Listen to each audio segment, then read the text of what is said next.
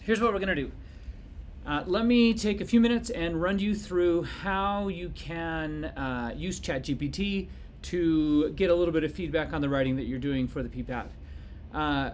Okay, so in terms of resources, head into Learning Suite, go to the old 377 course or 378. I think it's in both classes. If you click on the Content tab, you can hop in here. There's a bunch of stuff in here. Click on PPAT information. It opens up this document. In here, I've got a bunch of links for different things. You can see Clint's spreadsheet is here.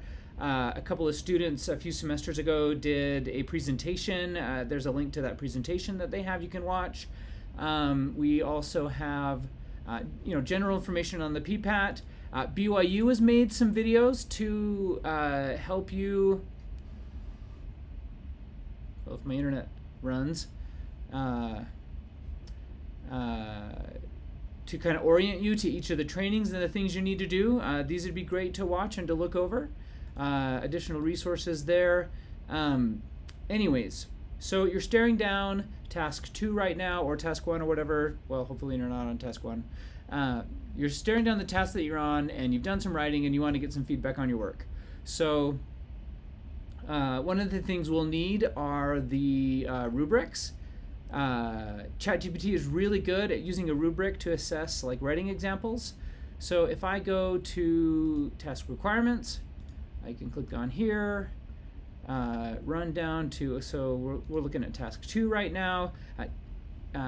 ETS has their own orientation video you can watch. We're interested in the rubric, so I can open this up. Here's some general stuff for scoring part 1 of task 2. Here's the actual guide for grading task 2, part 1, 2.1.1. And there's 2.1.2 and 2.1.3 and all of the marvelous writing that you get to do for this task. What we're interested in looking at right now is this. So essentially, I need to feed this to ChatGPT and say, hey, look, this is the rubric I want you to use to grade the thing I'm writing, okay? So I've rewritten that over here. Task 2.1.1, here's all that stuff, just in a different format. I dressed it up a little bit. You don't need to dress it up this much. If you build your own little rubric, I'm going to try and make one of these for each of the tasks to make the copying and pasting for you guys a little bit faster. But if you want to get ahead of me, you can kind of see how that's to be done. Okay, so you have your rubric, and you need to feed it to ChatGPT. I have some suggested prompts. You can tell it. So here's the first one. I'm just saying, here is a rubric for evaluating teacher education material, and I'm going to paste that in there. I'm going to do Shift, Enter, and then I'm going to drop the rubric under my little prompt. So here's the rubric. Copy, back to ChatGPT, drop it in here, and there's my rubric, and I feed it to the beast. And it's thinking, and it says, this rubric is designed to evaluate teacher education materials based on several criteria, blah, blah, blah, blah, blah, blah, blah. And then it kind of it goes through and it breaks down each one of those scoring things and into how I'd interpret it. And you can read this and that might be helpful for you. But anyways, I just wanted to get the rubric into ChatGPT's brain, okay? And now what I'm going to do is I'm going to say, can you use the above rubric to score and give feedback on the following response? Copy. Same chat thread. Then I'm going to do Shift, Enter again. So I'm just asking it to use the above rubric to grade a response. And this is where you would paste in whatever you've written to satisfy task 2.1.1. And then it'll grade that and give you some feedback. I am going to, so one of the things that's in here is like a library of examples.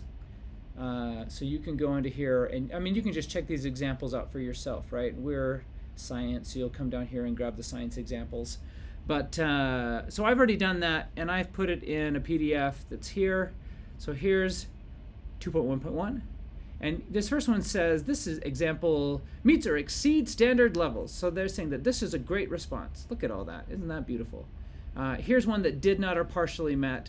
Let's toss in the one that they said was great, and let's see what Chat GPT does with it. That'll give you maybe a little bit of a reference on how it's grading. Okay, that's so long.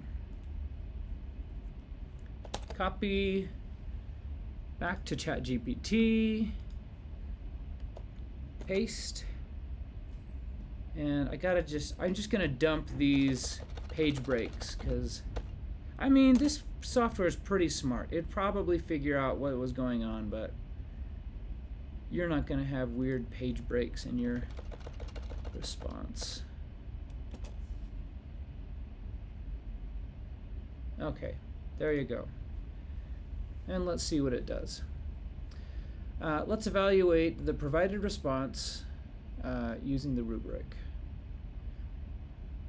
So it goes through and it's chewing through what a score of 1, a score of 2, a score of 3 might look like.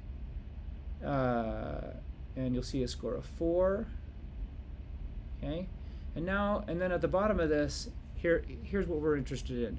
Overall, this response demonstrates an excellent understanding of teacher education principles and aligns effectively with the rubric criteria. In summary, the provided response aligns most closely with a score of 3. So then you could run up here and see what that means, okay? As it effectively addresses, and now here's the beautiful part of this. So you can say, can you please, I mean, you like to be kind to the AI overlord. Can you please, I don't know, what are we going to ask it?